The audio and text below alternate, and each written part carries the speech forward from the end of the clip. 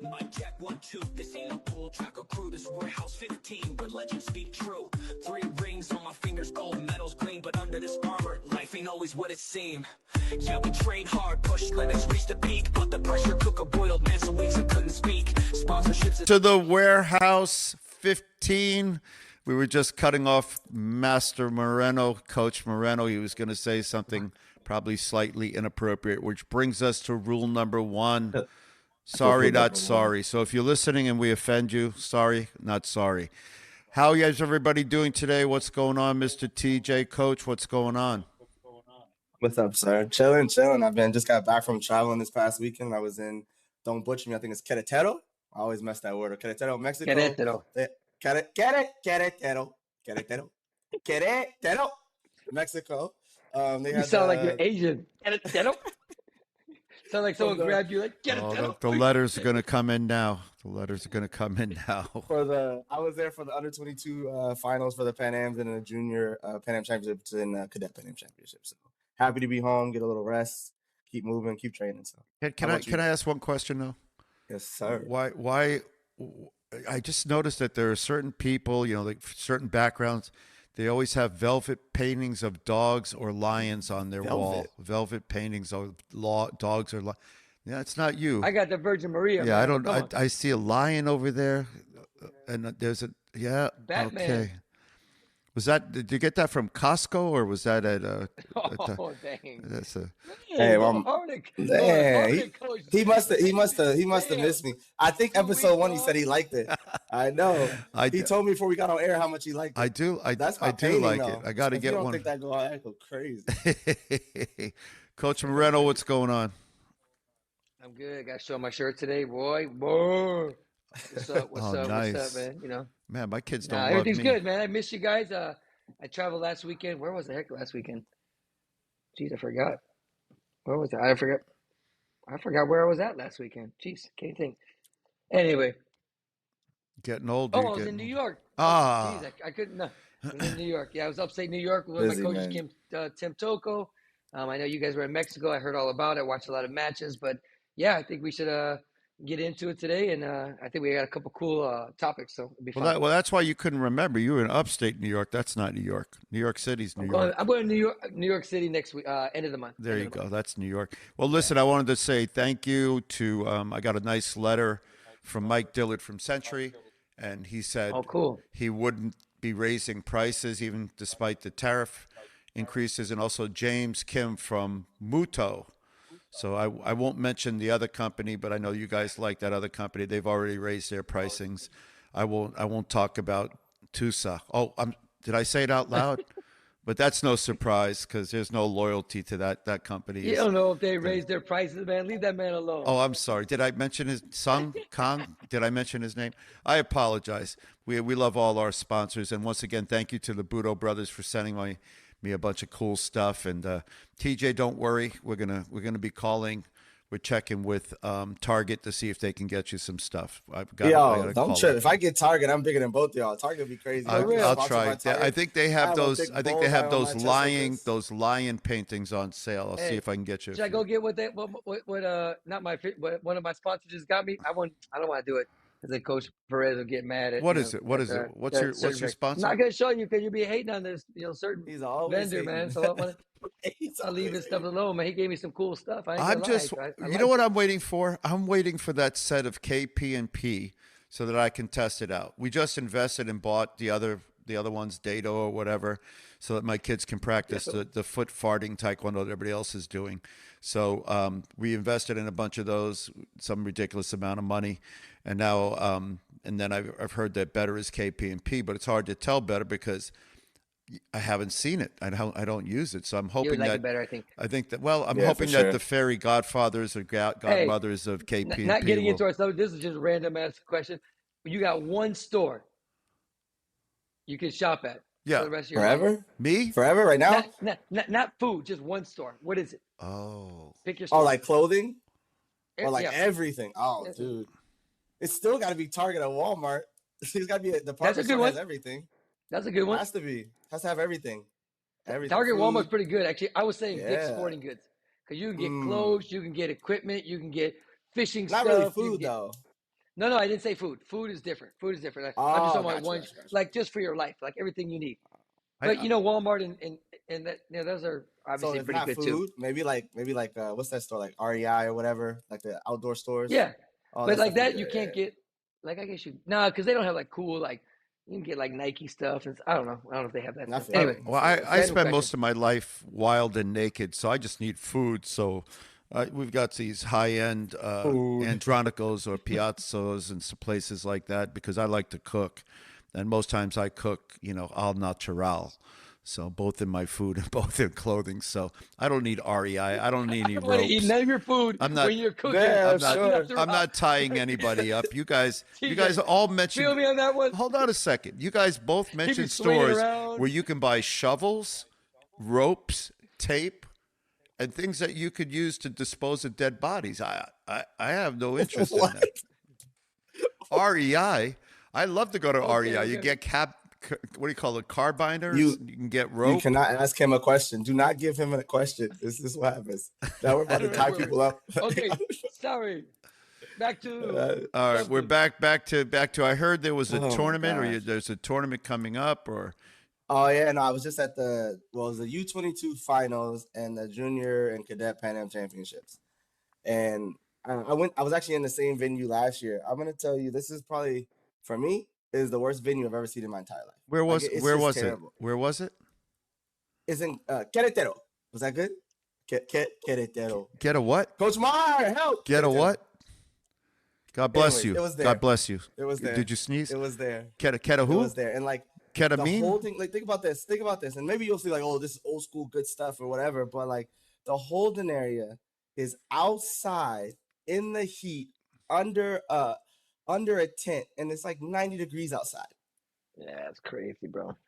And I'm talking about, let's say the seniors need to be tough and strong. This is for the cadets and juniors I'm talking about. Let's just start there for them. And at one point, these kids were sitting directly in the sun. And then finally, someone got smart and went and found a tent to put over them.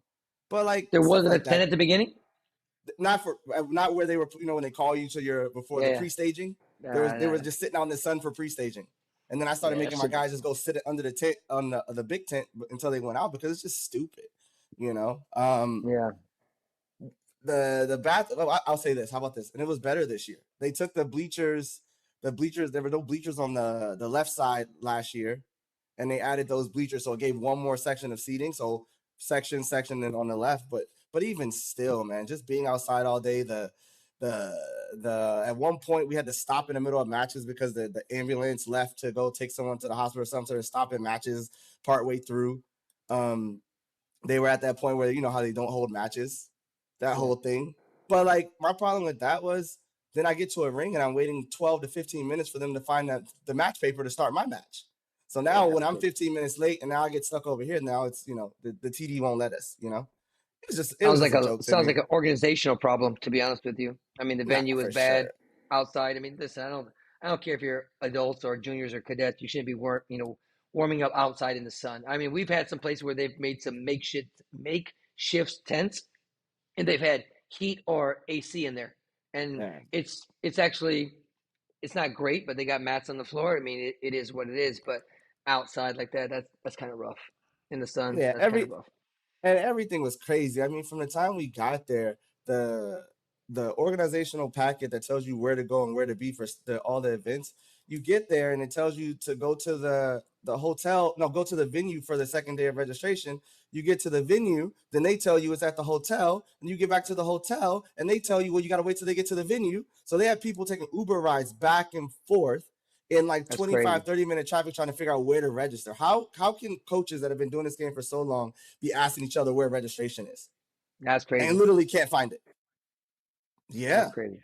It's crazy. Then they had the cadets behind the juniors, and the juniors are supposed to know to walk to the front of the line to weigh in before the cadets are supposed to know to weigh in before the juniors. You're talking about kids. So I got to go out there and figure out what they're supposed to go. It was bad. It was overall bad. It was embarrassing. It talk about mockery. It's a little bit of a mockery of our sport. Like, they don't care, dude. They literally don't care. They didn't have no answers the whole time. Everyone's irritated. Everybody's hot. I commend all Taekwondo people in that situation. I think we're the only sport that would actually put up with this shit. Like, it's stupid.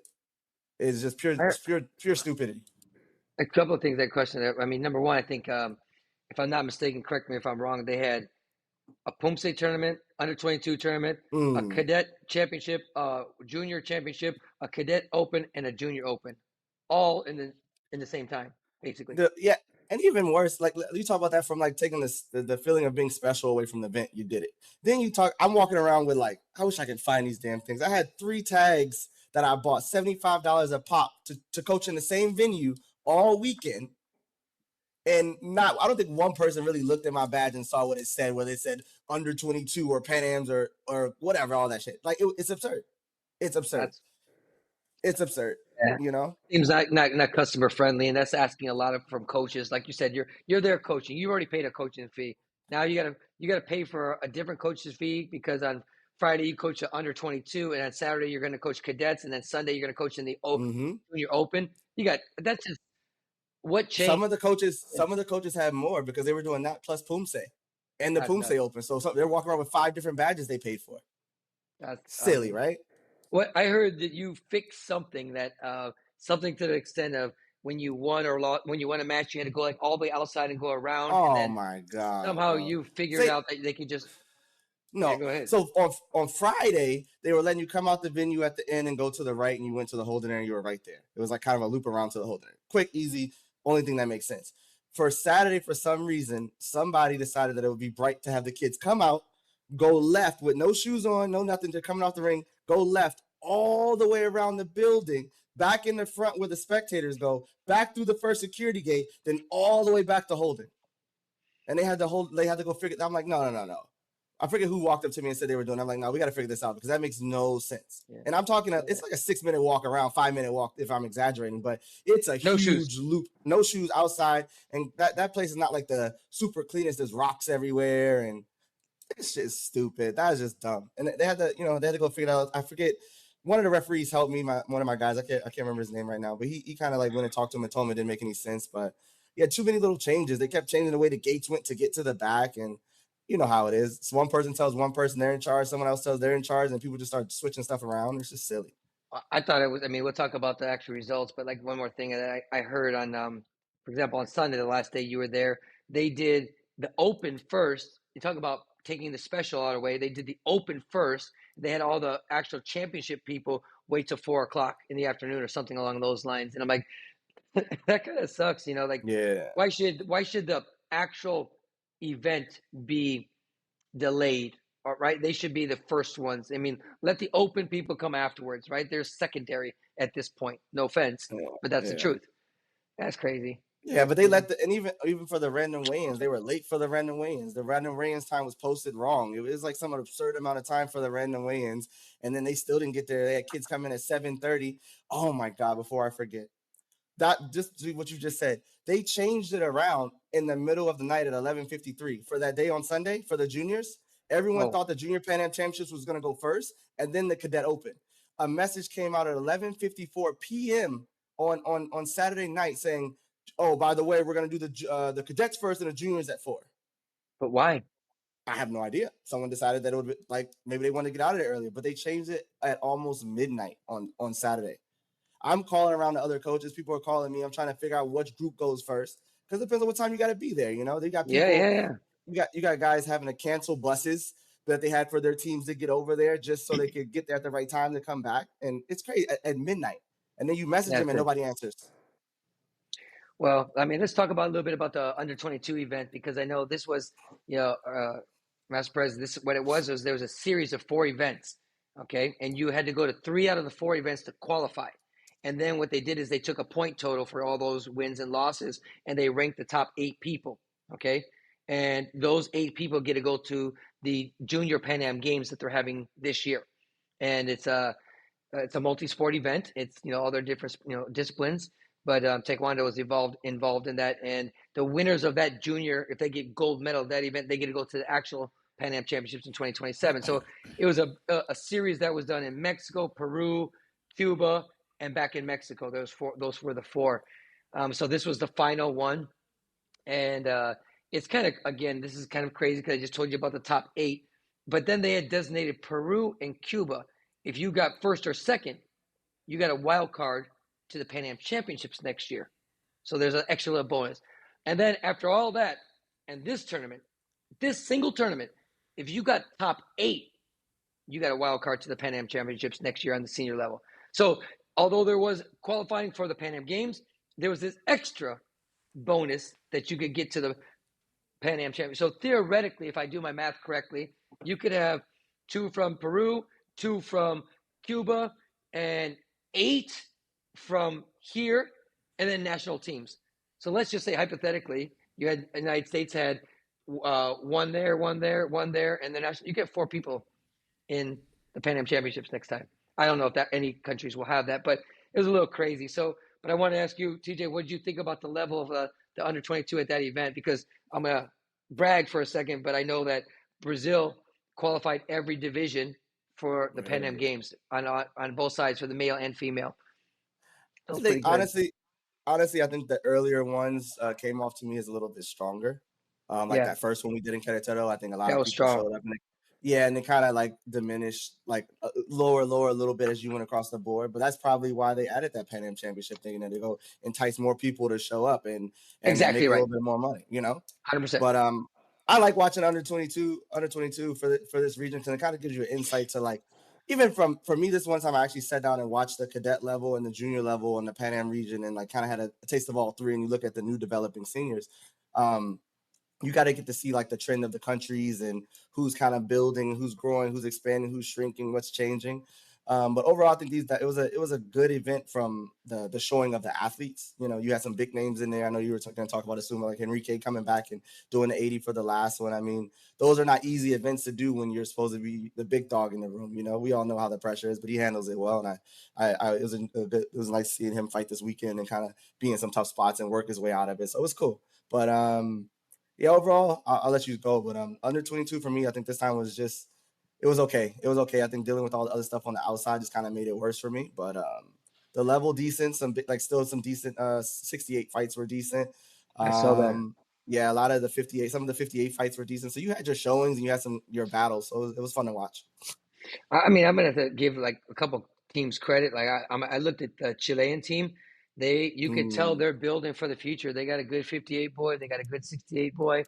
They got a couple good young ladies. I mean, you could see they don't have many people, but the ones they have are very quality. So I give them credit. Mexico was just, I would say, kind of average. I was really shocked that we didn't see any Dominicans or anything like that. Any high level. Obviously, Brazil. I mean, we're investing in a lot of these kids. We're actually taking 3 of them actually with us to Uzbekistan later on this month because we just feel like they're going to be the heir apparents in some divisions. So that's kind of cool. But yeah, I thought it was a good level, but I would agree with you. I think the first series was like the best, and it just kind of slowly kind of diminished a little bit. And then, of course, the United States on the cadet and junior level won first overall. I mean, I think the cadets, this is kind of how it usually works. On the cadet level, I think we usually dominate, and then it kind of is a slow slide, to juniors, and then it's seniors where we just become middle of the road. I was a little shocked. I'm not going to be, I think we have to be objective here. I was a little shocked on the junior side that the boys only got 1 gold medal, which is really surprising. I cannot remember a team. Okay, go ahead. You finish. I was about to ask that question. No, I just don't remember us not having 2, 3, 4 gold medals, and we didn't even get the one that won it is his name is Josh Alade. He's won 4 junior Pan Am. I think 2 juniors and 2 cadets. He's won 4 gold medals in a row. He's a big, strong 78 kilo guy. So we didn't even win any of these. The 50 kilos, 49 kilos, and we didn't. But those are some of the money divisions, right? Some of those kids are like badass little kids, and we didn't have too much luck, So that's a little scary, if you ask me. Yeah, I forgot about that too. And I mean, to be honest with you, we got first. United States, I keep saying it. USA got first overall, but they also had about 11 or 12 more wild cards on the junior level. Matter of fact, like one girl that from Peak, she won a gold medal. She wasn't even with the national team. She got a wild card via the Canada Open, and she went there and she won a gold medal. So if you took that person off the national team, you got 3 women and 1 man. You got 4 gold medals. You know what I'm saying? I mean, that's a little small for the junior side. Cadet side. Yeah. I think the kids, both sides were, I hate to use the word dominant, but they were pretty strong. They won a lot. So. Yeah, I wonder what the actual stat on that is. It feels like, I don't know, like I said, this is the one time I actually got to sit down and watch him, like kind of focus and watch him all the way through.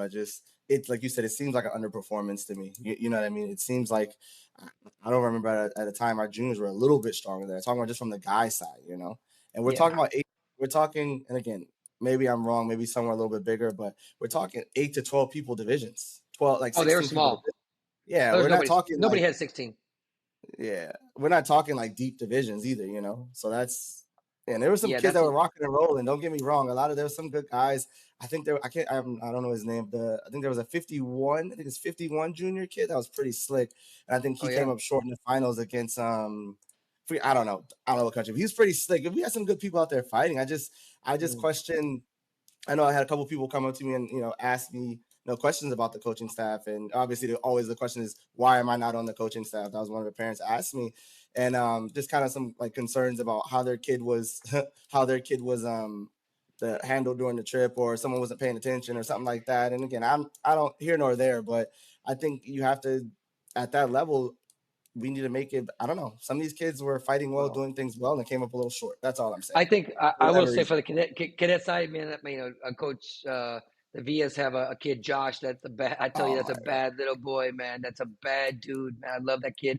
And Josvani Perez out of Colorado has a good kid, Nathaniel, that won a gold medal too. And they're getting ready for Cadet World. I expect them to do well. But you know, I'm going to go back to a conversation we had a long time ago in Master Perez. You can correct me if I'm wrong. There's a lot of talk about how some of the top coaches should be at the bottom level because they're and TJ, you talked about that when you were young, to see some of the top coaches there to give you that inspiration, to the guidance, to that belief. It kind of gave you a little bit more. And again, nothing against the staff because I don't know them personally. I have no idea what they did or didn't do, but I'm talking about national teams, senior national team staff. I think they should be there in some capacity. I don't care if they're sitting in the stands like this and just take an inventory of how their kids go, how they act, how they fight, how they react, and those are the ones you want to look to invest in.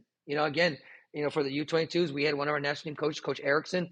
He was there. He managed all the kids and the ones that were fighting for the U22s, and I think that's just the way you got to do it. You got to have some of those top level people with eyes in real time. Because even me, we all know you watch on video and on screen, you get a sense, but it's not the same as being there. It is not the same as being in the venue and feeling. So yeah. I think So it's a Yeah, I'm not mistake by. even, just so I'm clear I'm not even talking about the coaches per se. I'm just saying historically, on stat wise, we've done better than this historically at the Oh, junior, the Pan Am Championship level for our juniors, correct? I'm a gold medal for sure. Yeah. Yeah, yeah. so Okay. you have to I mean, they got. go ahead. Yeah, go ahead. Yeah. You No, have no, to you that's have to okay. understand that, like, uh, certainly the listeners should understand that if you're going to develop a pipeline, in that pipeline there are many parts to it, but there are many important parts of it that are external to it, that are part of the infrastructure of it. So, and I can only go back to some of the events that I look at in another sport. And so in this particular sport, my son participates, which we've talked about before. They hold they have three different vehicles for defining and understanding talent. And they have at least two, maybe three different pipelines. So they have an Olympic development program, they have an MLS program, then they have the regular league programs.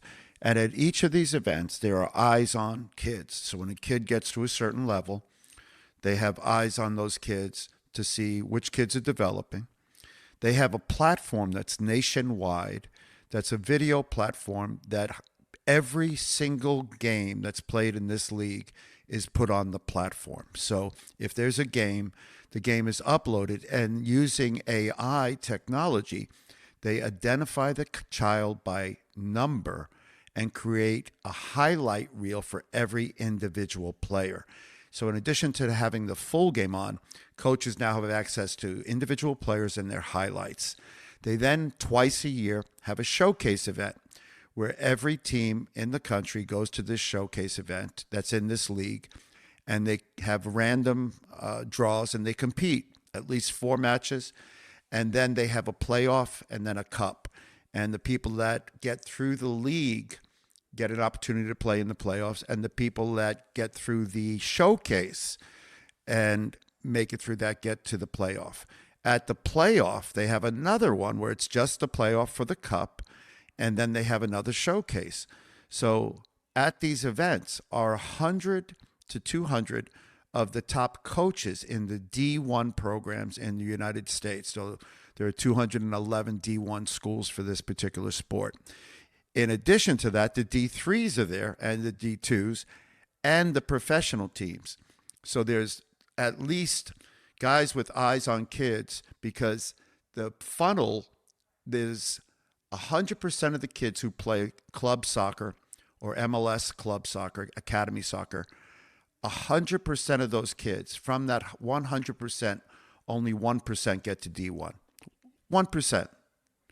And the same for D3 and so on and so forth. But the quality of player that they get and when they identify them is what matters, because then all of a sudden you get these players being identified at 12, 13, 14, 15 for sure, 16, and then finally at 17 before they get to college. So you get very high-level players that are transitioning into these other higher leagues. And this is something that's not occurring certainly in Taekwondo in this country. And it's interesting because arguably 4% of the people in the country do martial arts, which is a large number, and probably 1% do Taekwondo. Unfortunately, in the pipeline for Taekwondo, Taekwondo, I get those mixed up. This particular pipeline, managed by one of the most unsuccessful athletes in the sport, doesn't do that. So there is no pipeline. There's no identification process. And the eyes-on people tend to be private coaches in private programs. So if you look at private programs in the United States, the most successful private program in the United States, and I don't say this because you guys are on it, is Peak. There hasn't been a program in the United States, including mine, which had a lot of success for a lot of years, that has regularly put people in the pipeline on the podium and on national teams and Olympic stages. So when you're looking at that sort of success, and I'm not saying it because Coach Moreno's here, why aren't you utilizing that talent? Well, we are. Other countries are. In the United States, even its program, like you just said, can't put people on a podium. So at the point where your podium performance is lacking and you can't put people on, then the pipeline is broken. But at the lowest level, I agree with you. If you're going to design a great program, you got to have the best coaches at the lowest level, identifying talent, developing talent. The best, not the worst, the best. At the next level, go ahead. No, but for me, I'm just saying, like, I think your description of a pipeline and athlete identification is awesome. I mean, it's great. And I'm talking, we already got the kids there. They're already there at the top. However they got there, they made the national team, they got a wild card. However they got there, they're there. My point is those top coaches, I mean, we're not really selecting them in the future, but we should at least have our eyes on them so that we can identify them, maybe invite them to camps, maybe give them other opportunities so that when they move up the age brackets, they're ready to do something. Because we talked about this last time with Mr. Lewis. We know that the age for the Olympics is 18 to 22, 23. Okay, so if we're not looking at these 14 and 15-year-olds, Coach Jennings, what are we doing? What are we doing? Just kind of hoping we're shaking it up and throwing them out and saying, we hope somebody will be good. Also, they didn't spend $1 other than registration for those kids to go to this event. And the T-shirts and stuff they got them. They didn't pay for hotel. They didn't pay for flights. They only paid for registration, and like team kits or whatever you want to call them. How is Steve McNally and Jay Warwick supposed to get to Korea to eat kalbi? No. You got to save money for that trip. I thought they had so much money. But you got to save. You got to save money for Jay and Steve to go drink soju with Cho. I mean, you got to. Let's get our priorities right. It's more important for Jay to go back to Korea so he can get away from the United States and his life, and McNally to get to Korea to drink soju with Cho. This is more important than athletic development, because podium performance doesn't matter when the United States doesn't care. And to be clear, the membership of USA Taekwondo doesn't care. It cares because it doesn't care because it wouldn't have the coaches it has, and it wouldn't allow the performance. It would fire everyone. So when we didn't have performance, let's be clear, we didn't have performance. We had a problem, and we got rid of people that didn't perform. We got rid of athletes that didn't perform. We got rid of coaches that didn't perform. We cleaned our own house. In this particular situation, the membership that stayed is drunk with power, and it stays because it doesn't have a choice, and they've bought into the dream. They have a better chance of getting struck by lightning twice or once than they have of one of their kids making a national team and hitting a podium. And they don't care because they've been bought. They've been sold that dream, and they've bought it. This is worse than the NBA dream. The NBA are they paying for anything for the World Championships? Do you know, TJ? From what I heard, the answer is no. Wow. From what I heard, it's the same thing. Registration. That's it. From what I heard. And if I'm wrong, please someone get on and tell me I'm wrong. That's all I want. Just tell me I'm wrong. Tell me to get my facts straight or something like that. Because you were gonna say something else though. You were gonna say something else. No. It's just it's a joke. I mean, even like, you know, and I say even, but AAU refunds their guys their hotel. You got ATU sends them almost free flight, hotel, and everything. You got other organizations that aren't the national governing body fully funding things. Yeah. For development only, not even for winning, for development only. Like, think and about not even that. on national teams. They're not even quote unquote national teams. They're just like doing it to help these kids get experience, and they're doing it. And I got one question. What is a administrative fee? Why do I have to, when I register? I went to register for the American East Open, and it's $80. It is $80 for the thing, and then like a $5 administration fee. Like, who's administrators? No. Why am I paying more money? No, it's for the, I saw it too. For the event, it's $100. 100 is 80, and then there's an administration fee. Like, I'm looking 50. at the coaches thing. Yeah, the coaches. Yeah, and then I saw 80 and 5. Oh, but for the athletes, it's the tournament, your division, and then that fee. So it's like 160 and then 5. Like, I don't just what humor me. Just say. I mean, I'm sure, you know, for just they charge that in. But what is a division fee, TJ? I got to pay $100 to get to the event, and then $60 to pick my division. Just tell me it's $160. Yeah, don't do that to me. What is that? I mean, that's silly because they want people picking multiple divisions maybe to pay. I don't know, but like, I'm sorry, I'm stuck on the administrative fee part. Don't they all? Administrative fee is like just kind of like administrative. That's what the people that are the credit card processing. Like the money they're getting charged and making everybody else pay for it, and they're taking $0 of those funds and giving it back to the junior and cadet team. Yeah. Zero. No. So we're taking administrative fees and it's going nowhere. Like, something has to, like, it's silly. Yeah. It's silly. Hey, I want to switch up. Young, me and you had a conversation. Sorry, man. I know we can get on this. We had a conversation about something that a couple weeks ago, and I thought it'd be fun to talk about for a little bit here today. Do you remember the conversation about? I do. People? I mean, so in any sport. And you can think of literally any sport. In any sport, there is someone that comes in, and by themselves, they change the landscape of the sport, the technical paradigms of the sport. They change the way that the sport is performed, and they find a new way to do something that does one of two or three things. And sometimes it's an individual technique, but in most cases, it's an individual. The individual becomes an outlier, becomes a person that changes the sport forever. And you and I were talking about this in the sense of, I'm not talking about somebody who's good at the sport and uses the existing rules to be good at the sport. And we'll talk about a few of those. But I'm talking about somebody who comes into the sport, looks at the rules, and either consciously or subconsciously changes the way he views this or she views that sport, and changes the way the sport is executed, and makes an impact that stays on the sport forever. And in some cases, when they're gone, the sport remains the same, but they were unique in the sport. So I thought that was an interesting conversation. We should go and see if like kind of individual, like each person pick one and then kind of recycle. Like, give me one, just pick one, then you pick one, I pick one, and then we just keep going.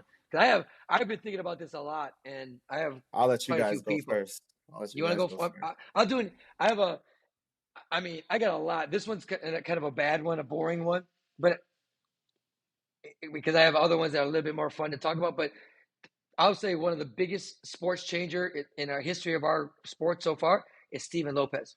I was Because gonna say Steven that Lopez, one. Yeah. that's an easy one because Steven Lopez had the leg check, and he literally before him and even after it was so dominant.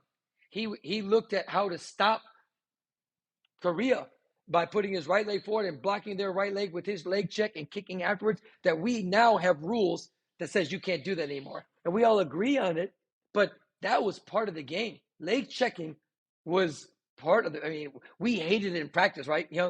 If someone leg checked me in practice, I would try to freaking kill them because I'm like, bro, this is not the place. But in a match, a guy kicked in my stomach, I leg check that fool all day. I pick up my shin and kick my shin. That's just what people did, back in that time. But Steven Lopez, along with his front leg, learning how to and he used it as a defensive tactic. That's what it was. It wasn't to hurt, it was a defensive tactic to shut people down. And if you look at the history of Steven Lopez, people didn't score on this dude. They didn't get a touch out of him, and not till later in his career. Later in his career, he took some shots, and we can talk about that. But in his heyday, I'm talking 2000, 2004, 2000, that dude was hard to score on. He was so long with the front leg, such a good checking with it. Like, he might be one of the greatest all times of changing the way people looked at the sport, changing the way people played the sport for that era. So I'll use that one. I don't know. You guys can comment or give me a new one. I'm gonna go in a different direction, only because that was that certainly was a game changer, and he as an athlete evolved a lot, and I have a lot of respect for what he did in the game. He understood the game, and he used his body type, his sport intelligence, sport IQ to win a lot of matches and not get scored on. And so that there's no denying that. And then he actually got pretty good at Taekwondo towards the mid part of his career. And then he stayed in the room too long, and which happens from time to time.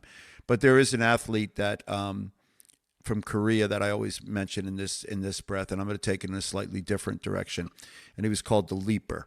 That was Jung Young Sam, and I mean, may he rest in peace because he passed away. But this cat, like, he understood what the rules were, but he had the physical attributes to be able to do things that other people simply couldn't do. He could do a round kick, turn in the air before he landed, and do a back kick. He could leap up in the air, hang, and then put his foot. We were at the 1987 World Championships, and when he didn't make the team for whatever reason, he did a demonstration where he literally took one step and jumped over a 5-foot-some-inch guy's head and broke a board with a flying side kick. Both legs over it. One step, not two steps. When he did it, I had to pause and think about what he did, and then saw it on review on videotape. It was unbelievable what he did, and he would do this in matches. He wouldn't just do it for demo. Go ahead. So he didn't make the team. He went to the World Championships and did a demonstration? He didn't make the team in 87. They had a different featherweight, who, by the way, got knocked out by Sweden.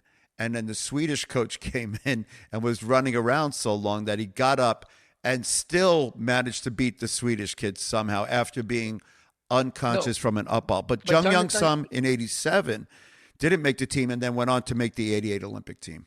But I know that, but did he do a demonstration at that World Championship? With the Kukiwon demonstration team, yeah. You're a bad fool when you can beat people's ass and then do a demonstration. Yeah. Oh, like man. he did. Like, imagine you or I. We don't make an Olympic team. We don't make a national team. Hell no. And then we're going to travel with the B team and go do a demonstration. I'm like, I'm good. I'll stay home. I'll wait for the next event.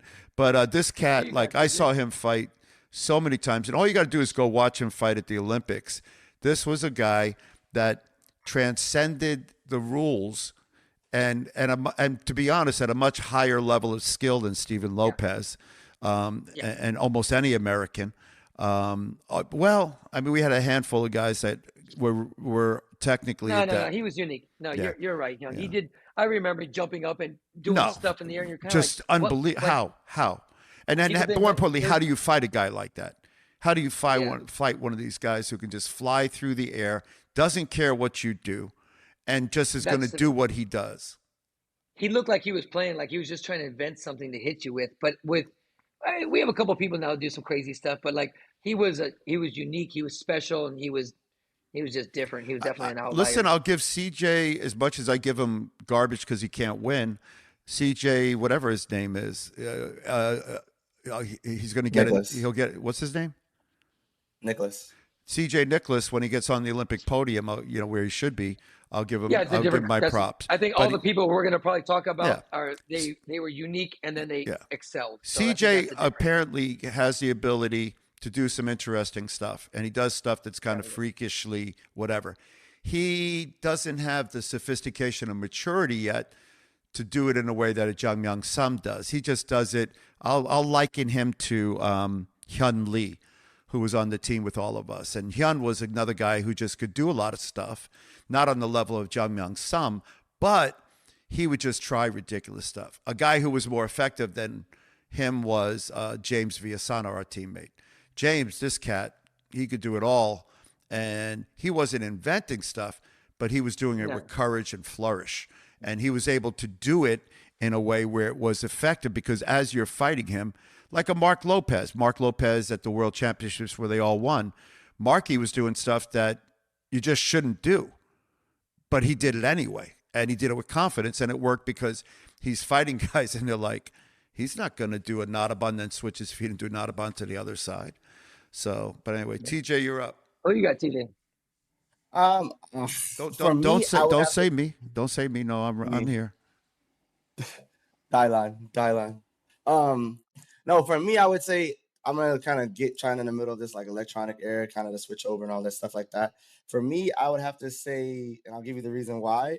It would be Dae-Hoon Lee in '68, and I say that because I think he fought in an era where all the flicky prevalent stuff was strong, all the weird stuff was strong, and he managed to still have a little, we use the word old school, but I mean a little bit more motion and movement, a little bit more solid shots, a little bit more like direct play shots that still were able to win. And I'm gonna say consistently, and that's big for me because when I think about like when I'm training my guys or how people are fighting, when we talk about some of the best people in the world, it's all those like undertones of body control, undertones of like shot selection, undertones of like being able to move their feet when they need to, undertones of understanding the length and the distance and power levels and all that stuff like that. So I would say for me in the electronic era right now, it would be, I think he changed it a little bit. I think this little switch we're starting to see where we're going back to a lot more back leg and a lot more solid shots. I'm going to say he made that visible for everyone to see that you can win that way still. I think I'm going to concur. I'm going to concur with that too, TJ, because I think he was the first one that took the old school cerebral kind of approach to how do I set things up? How do I trap? How do I score? Along with understanding how the system worked versus, I mean, in that era, it was kick, and like whatever. And I heard you always say, whatever thing lands first, right? I think he was cerebral. He was technical, understood how the system worked. And he did not fight like everybody else. I saw him fight that front leg. He fought one of his Korean teammates at the Grand Prix final, and I think where was that? Anyways, it was in the United Arab. Where was it? Where's the junior team about to go? Oh, Dubai. It's close to Dubai. Close to Dubai. Fujairah. Yes. Sorry. And I'm gonna tell you to see the level difference between the A team and the fucking quote unquote B team. He put up like 50 plus points on this kid. Like, I think this kid did something. He spun on him early and scored, and Dae-Hoon went on a furious, like, rant. I mean, he's scoring back kick after face shot after punch, knocking him out of the ring. And I'm like, that goes to show you, we always talk about the level of Korea being high. He's doing that to this guy that probably would get in everybody else's way and put a lot of points on them. He just blew him out of the water. So, for me, I would say Dae-Hoon, with just in the midst of the electronic era and it being so tall and long and linky stuff, I go with him. Man, I'm going to give somebody a crazy dude because, man, I got so many. I'm looking at, I'll let you guys talk. I'm going to go with, I got Gabriel Mercedes, Chumu Yen, Hadi. I got Servet. I'm going to go with Chumu Yen. No, Gabriel Mercedes. I'm going to go with Gabriel Mercedes, and I'll tell you why. Because he came from an island that's about that big, and prior to him had no Olympic success, maybe a tough fighter here or there. But he was doing things. that dude is the one that invented the twist kick in Taekwondo. And he hit people with a skipping, like we would do fast kick, a skipping twist kick, so loud, so clean, and referees wouldn't push the buttons because they had never seen it before. I coached against him when he did that thing to someone I was coaching like 3 times. I'm like, yo, like, but it was so wild. And again, adding in the spinning and the dynamic of changing directions, he was truly a gem. He was unique, and he reminded me of a boxer from Puerto Rico or Dominican Republic. Like he not only had the change techniques, he not only had the athleticism, but he had the will to fight. Like he looked like fighting was personal to him. And all along that it looked personal, he looked like he was having fun, like he was smiling. He's pointing at people in the stands. He was a showman. Like I don't think I've ever seen anybody in the sport, again, different techniques, different style, rough, but athletic and having fun at the same time.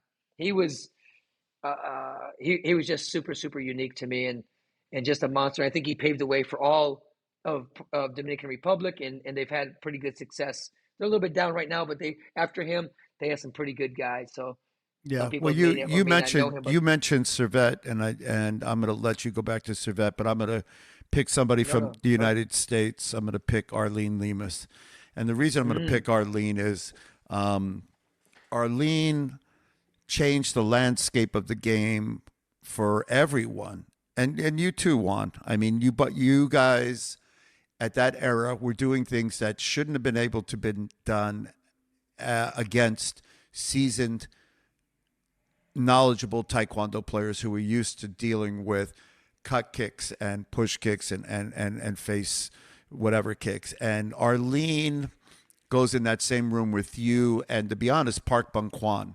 Because Park Bung-Kwan in 85, when he was 16 years old at the World Championships, was side kicking guys in the face, lifting his leg up, and he was doing Arlene before Arlene was doing Arlene, right? Like people would look at the foot and it was up there, and then they would be kicked in the face. I mean, good fighters, so like and he fought with so much confidence and aplomb. He wasn't doing anything creative and new, but he was doing it really well. Again, and to be honest, when you shouldn't have been able to do it. In other words, if you lifted your leg up and did that kind of face kick, you would get underkicked, Padre chugging underneath it all the time.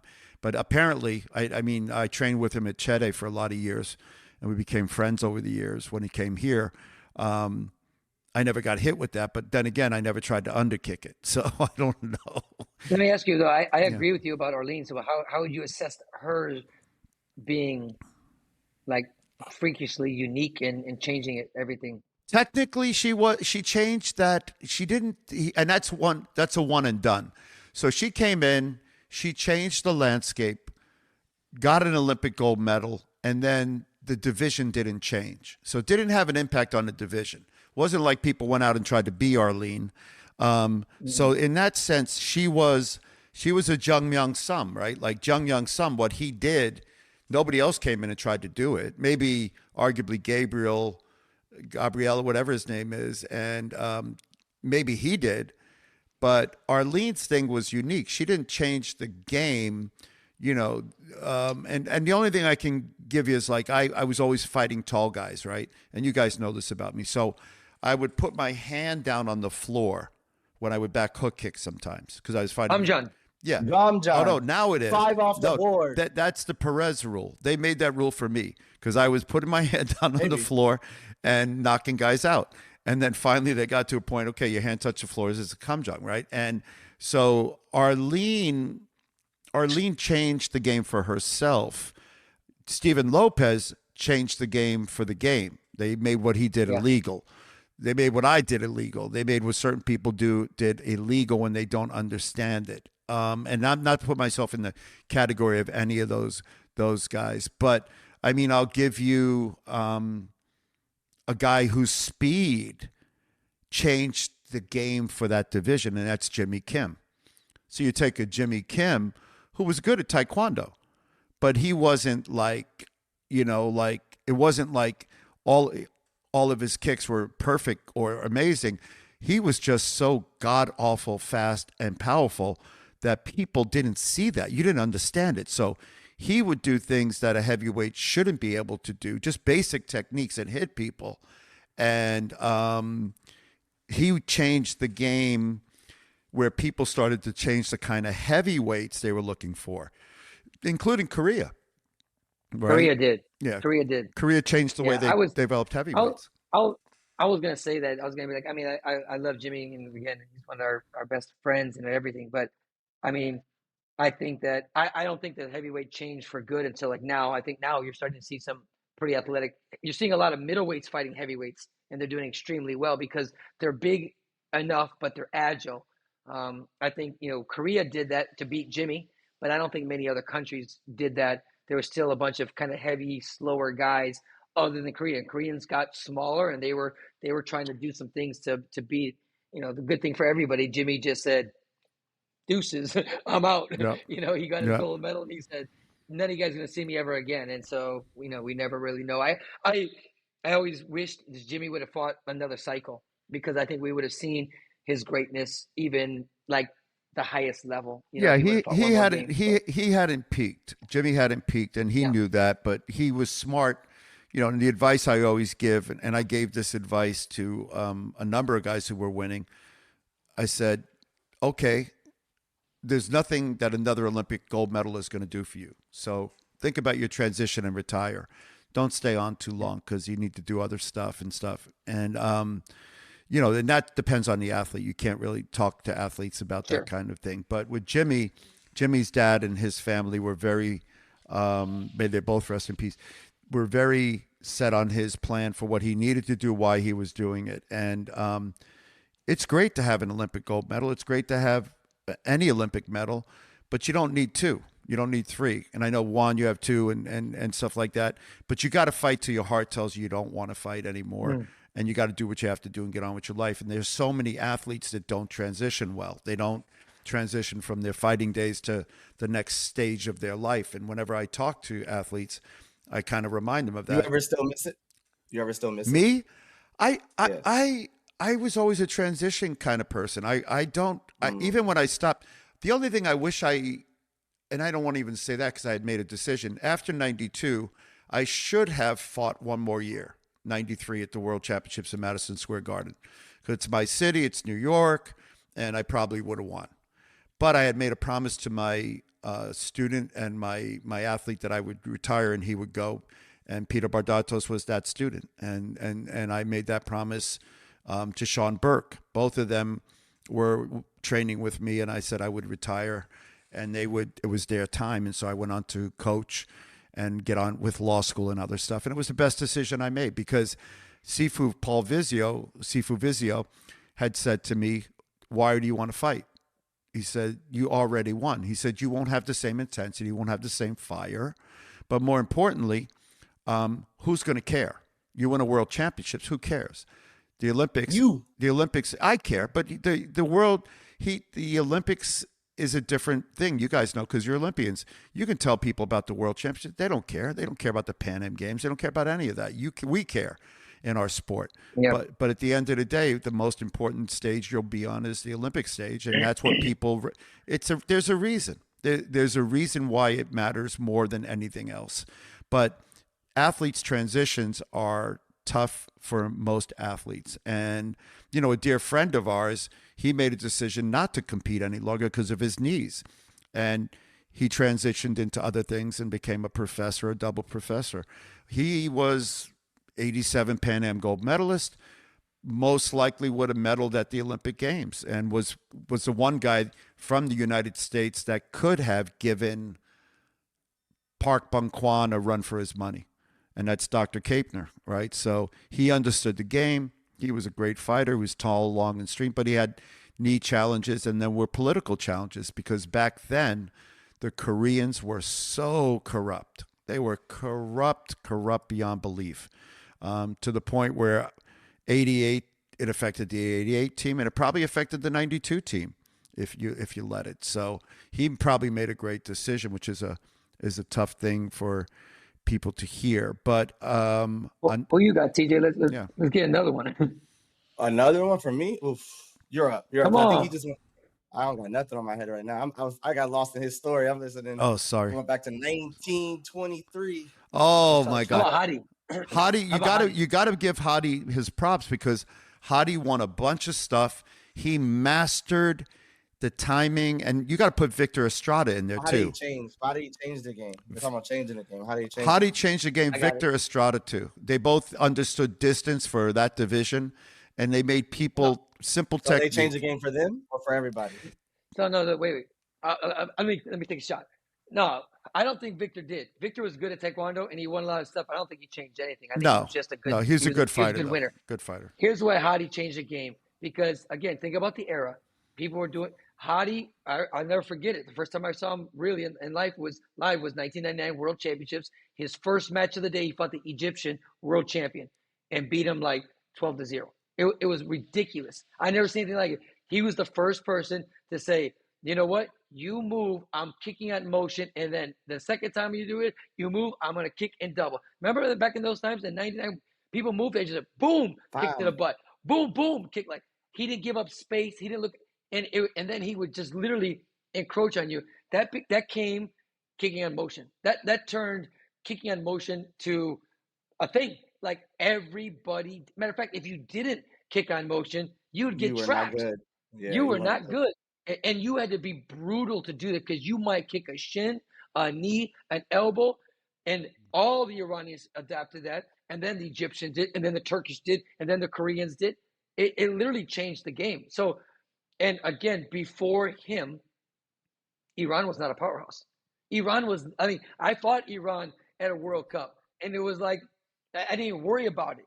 Like it was nothing. Now, after 98, 99, that's when you started seeing everybody, excel. B-Box of the world, blah, blah, blah, blah, blah. And I think Hadi was, I mean, the dude, I know this transcends outside the sport. I mean, he's the president of their federation. Oh I no, mean, he's a force. He's a force.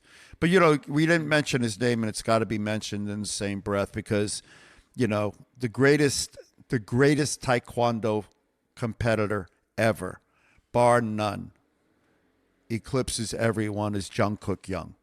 And so Jungkook Young was a game changer, not for any individual technique, but for his understanding of the game as a whole. He was a guy that had everything on both sides, understood how it fit, and understood strategically how to win any match anywhere. Yeah. And he, like in 87, he goes in, he's fighting this kid. I can't remember where it's from. And he's losing. First round, 1-0. Second round, 2-0. He's going into the third round, either 2-0 or 3-0. Hasn't scored a point. Doesn't sweat it. Goes in and like pop, pop, pop, pop, pop, pop, pop, pop, pop, and just takes it back. So this guy, to be clear, he was undefeated internationally for a period of 8 to 10 years. And so he is a smart player. I'm not sure that he could translate that to others in the sense of coaching, which is another question. Does a great athlete that becomes a good coach? But you can't have a conversation about guys who transcended the game because he changed that division. He changed that division forever for a very, very long time when it was tough to do. And he's not that, and this gives me back to probably the most important point. Historically, the best, most transformative, unique team ever was the 88 Korean national team. That team was unique, maybe not in your Division 1, but you got to think about they had Myung Chan, they had Jung Myung Sum, they had Bung Kwan, they had we got to sit down and watch some of these matches. You got to watch. If you watch it, then you'll go back and learn Taekwondo. How many? They 7 gold medals. 7. Yeah. 7. You'll go back and learn Taekwondo. In other words, what you're doing now is foot farting. Go back and watch that if you want to see Taekwondo. So, and I challenge people. To do this. I challenge anyone to do this. Watch the 88. Watch 92. Watch 2000. Hold on. Watch 88.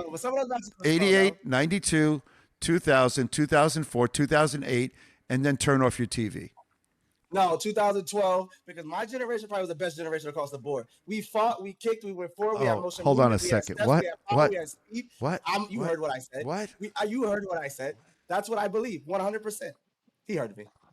Am I? No, you're the hollow.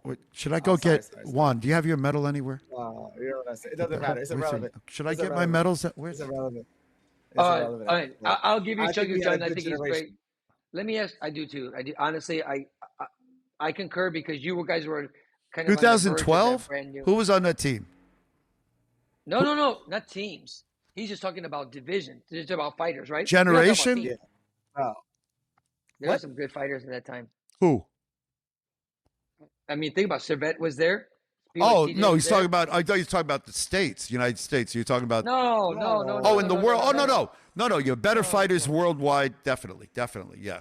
Worldwide 2012. I was on the USA team, so I was pretty good. I was okay. You're okay. I did my thing. I got you. I got you for a silver or bronze. I got you silver. I fought in a pretty, if I got to say my biggest flex was probably being as like consistent as I was in our era of 60s, 68s and I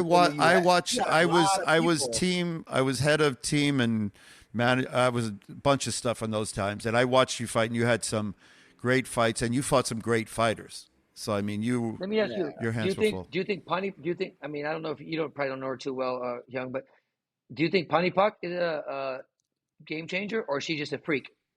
She's just a freak. She's a freak. She's amazing. I love her. Love her. But I'm gonna touch on the Servette thing since you brought it up. I think what made him special and kind of, I think at that point, even for me, I'm gonna talk about me myself. I think everyone else was trying to figure the electronics out and deal with the taller guys because me and him were comparable in height. He just said, "I don't care."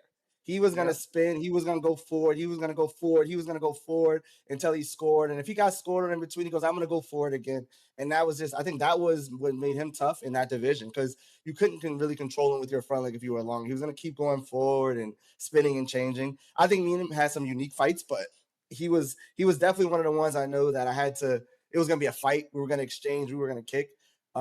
So I think that's what made him special in that time with the electronics. So well, you got to get. I mean, what's funny is the person's name who hasn't come up in this conversation is Patrice Remarque.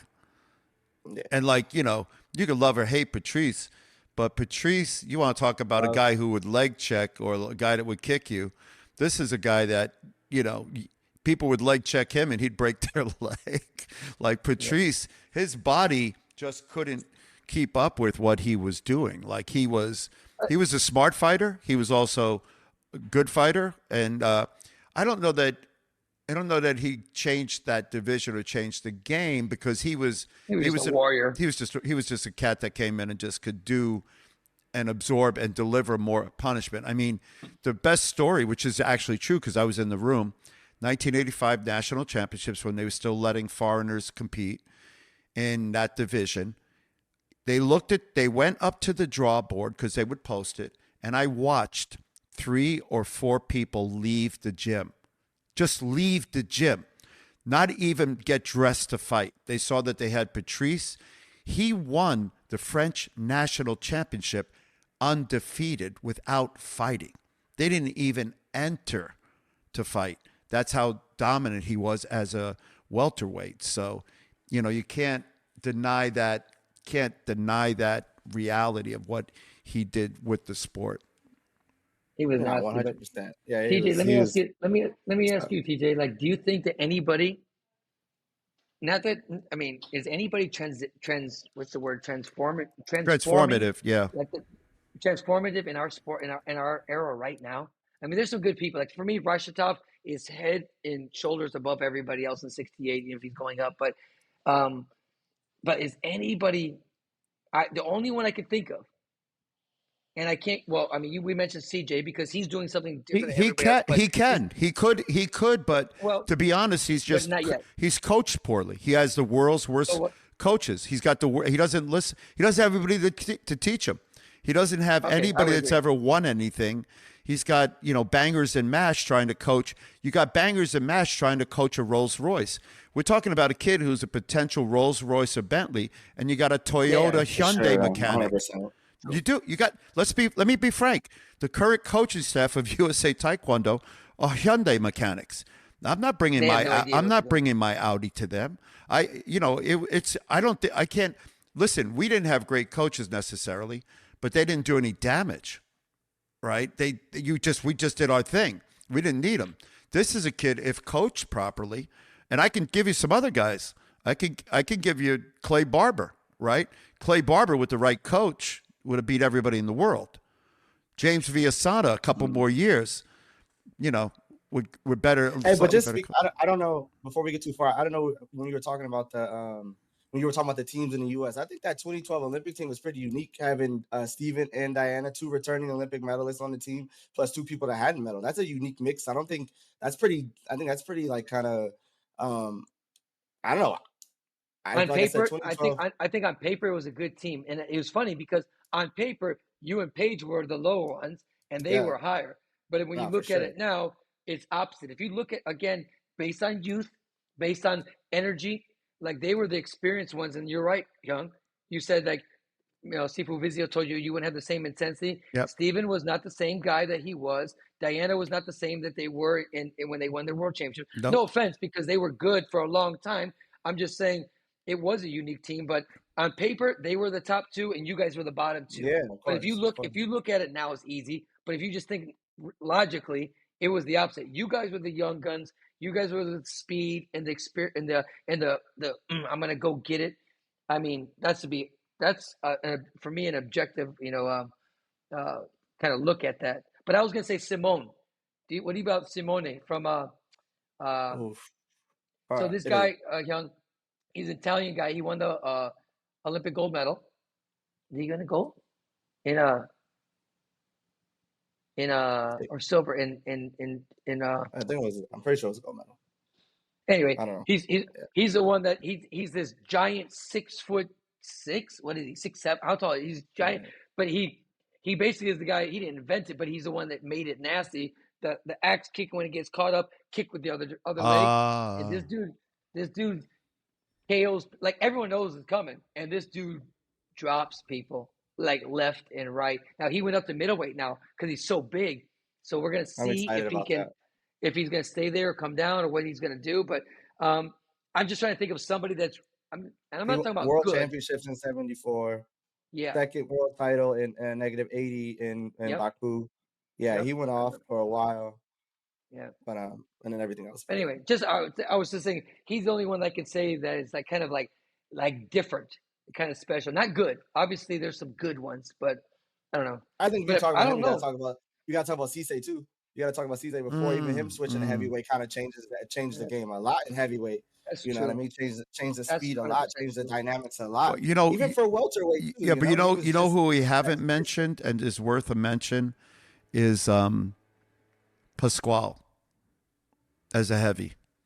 Pasquale as a heavy was like in that transformative part where he was doing double kicks, like he was kicking guys, double kick to the face, knocking guys out, and he was a tough guy, nice guy too. That was Modibo too. Modibo Kita. Yeah, He won 2 world championships for Yeah.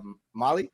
Yeah. Yeah, I think Mali. Yeah, like same thing. He would double, triple, Nadaban, actually people in the face as a heavyweight. yeah. Full That's split, crazy, walk man. into the gym, full split. That's cool. That's so cool. Like, talk about like people again, shows you how the world just changes. Like nobody even mentions Modibo anymore. But that was a bad mofo. Like Yes, not sir. only He was gross. he was big, he was strong, he was a freak. Fast, But flexible. Cisse's a good one, man, because I give Cisse credit because he came out and I remember when that boy would fight people and he wanted I don't want to use my analogy, but he would just tear people up. And then he went down. Remember in the Rio Olympics, he went. No, Rio is when he won. Rio he won, yeah. The next Olympics, he went down, and just you thought his career was over, and he went up to heavyweight, and he just resurrected it. He just took off like a jet. And yeah. Yeah, he was pretty impressive. Well, I like this conversation. I think what we should do is, I know we have a lot of listeners, so I'm gonna give you an email if you guys are listening this long because we've been on for a minute or two. Send your email best of to either Coach Moreno, myself, or and I'll post it on the website. Mine is easy to remember.